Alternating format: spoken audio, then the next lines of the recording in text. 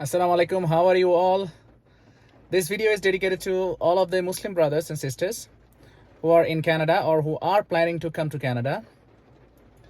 I am currently in Estevan. Alhamdulillah, here is an amazing Islamic center here.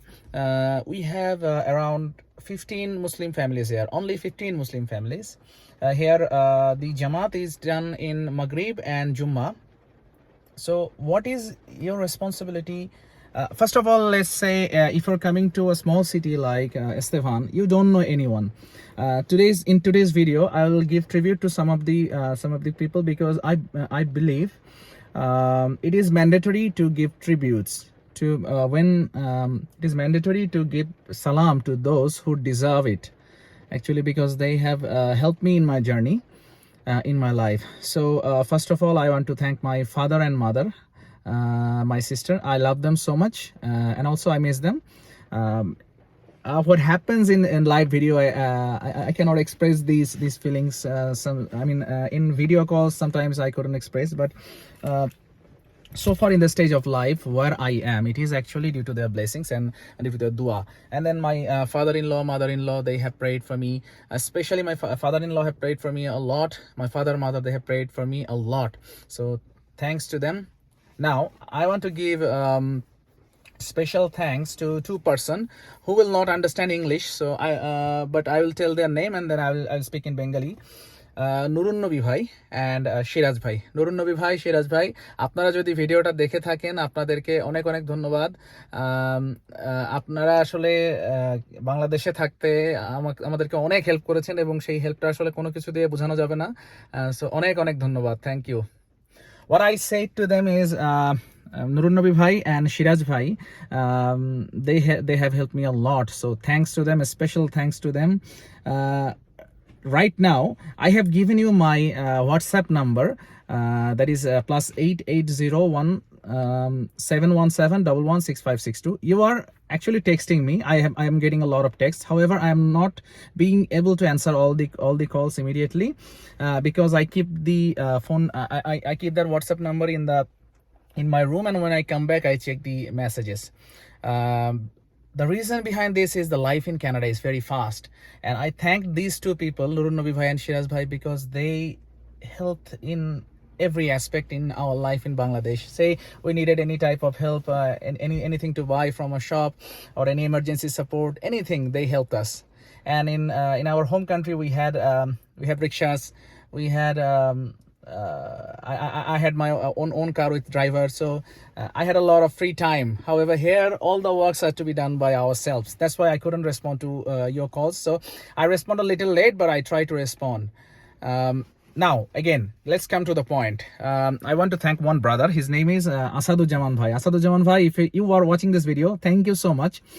One very fine afternoon, one very fine evening, during the after the Maghrib prayer, we are talking, and I told that I have got a job in Sax Power in Estevan, alhamdulillah, so I'm gonna settle there. So he suggested me, and you should do the same thing also when you are relocating to a new city. He suggested me to Google the Islamic Center there. So I googled Estevan Islamic Center, and I found a number. Then he told me, Bhai, call the number immediately. Then in front of him, I called in the number. I don't know the name, but a very helpful brother received the call, and he gave me the number of Faizur Bhai. And till today, Faizur Rahman Bhai have been helping a lot, have been helping me in different aspects. He gave me contact of different Bangladeshi brothers in Sask Power, one or two Indian and Pakistani brothers contact number. They helped me a lot in getting settling down. He gave me number of another brother from Bangladesh who is actually living in Estevan. So through him, I knew that there is a hotel called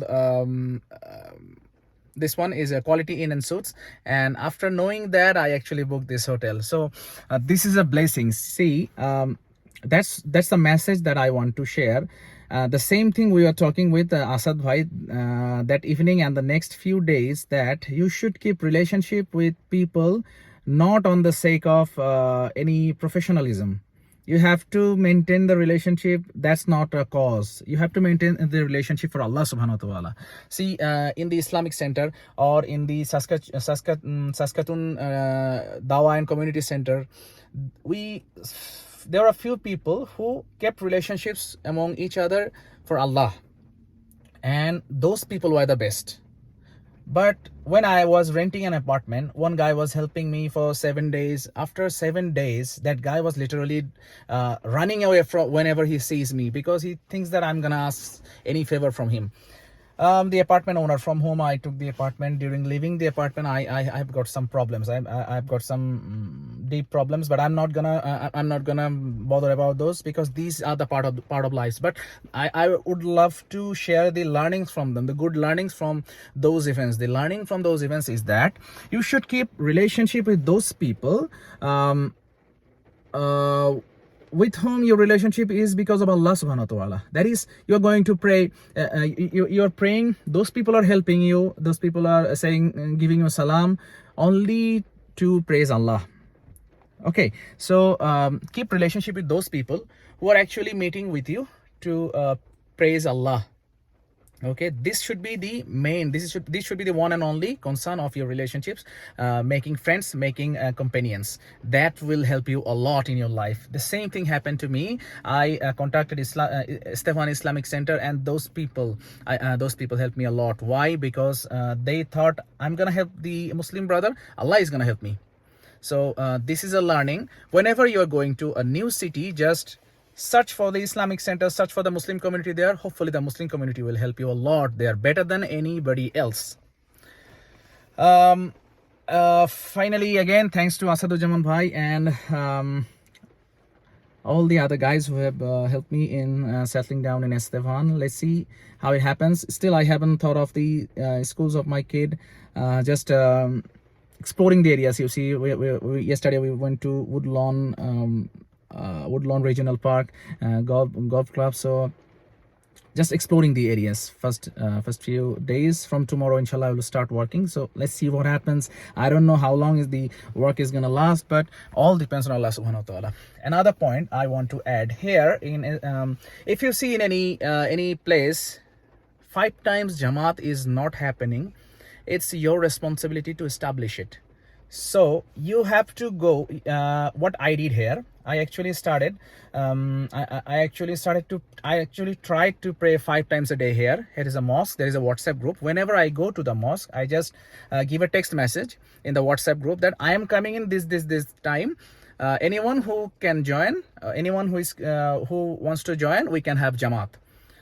Because I cannot remember exactly, but I remember there is a hadith from Rasulullah sallallahu alaihi wasallam. He was telling that he would love. He would think to. He would want to literally burn those people who are not praying in the mosque, who are praying alone in the home without any valid reason. So we don't have any valid reason, isn't it? So we should pray 5 times a day in the mosque. So you go to the mosque, you give a message in a WhatsApp group that you are praying in this time. If somebody else joins, then it's a Jamaat. If somebody else doesn't join, even though you're gonna get the sawab of the Jamaat, because it's your intention. Okay, innamal a'malu bin niyat. So your niyat is perfect. So your niyat was to pray 5 times a day in Jamaat. So wherever you are, if you are a brother, if you're a sister, start praying 5 times a day and pray with khushu. Let me give an example of khushu. Right now, if the Prime Minister of Canada is standing in front of you and saying and telling and probably he has taught you some act, say he has taught you how to do a play, and now he's telling you to act the play the same way he has taught you. So how will be the concentration of yours in front of him? And you will be worried, oh, if I don't play correctly, he might reject my PR. I might not get passport. Okay, now Allah subhanahu wa ta'ala has taught you how to pray, the khushu, how to concentrate in the prayer. Now see, he has taught you how to pray, and now he has told you to pray 5 times a day and go to the mosque. Now you are valuing a prime minister more than Allah. Think like this. Again, think like this. Previously I have also shared this point. If you are not if you missed one prayer without any without any ojor, that is without any valid reason, go in front of the oven, put your hand in front of the oven like this. See how many seconds you can put your hand in the heat. In the day of judgment you will be burned. How many times? 2 crore 88 lakh or 2 lakh 88,000 years. I don't know the exact countings, and you just cannot imagine how the heat will be. So can you sustain only one prayer? If you miss, that's the amount of time you are gonna burn in hell. And this hell is thousands of times more intense than that of your oven. You just don't need to do that. You just go in front of the oven and put your hand like this.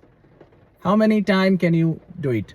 This is a practical example. If you can stay for 10 or 15 minutes or 1 hour, okay, you can think of stopping the prayer.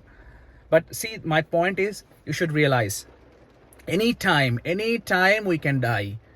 Anytime when you die, directly you will go immediately Farishta will come and ask you several questions. What did you do in your what did you do?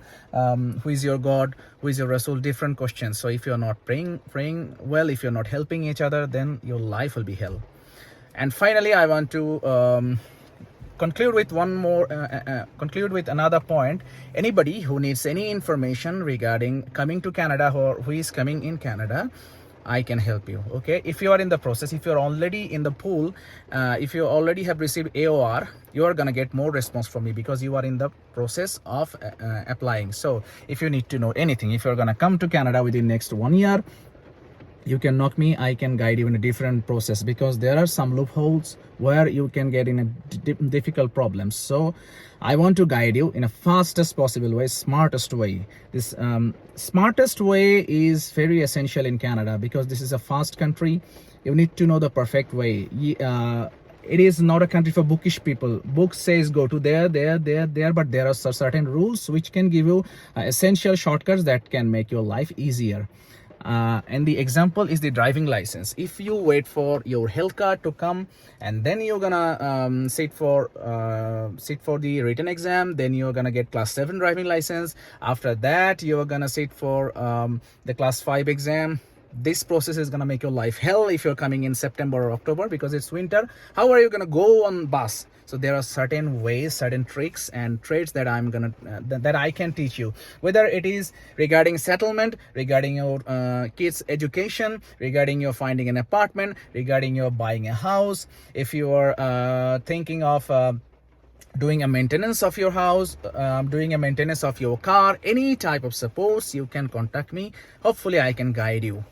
Okay, so thank you, assalamu alaikum, and thank you for the well wishes. Keep praying for us. We need your prayers. We need your dua. Thank you, assalamu alaikum, bye bye.